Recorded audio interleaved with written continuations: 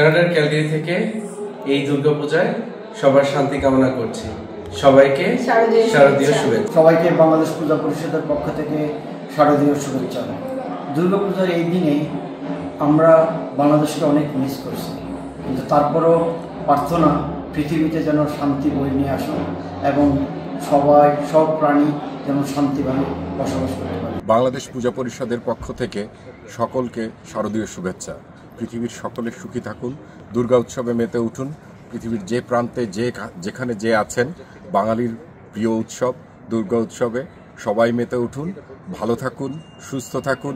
মা দুর্গার আশীর্বাদ আপনাদের সকলের উপর বর্ষিত হোক।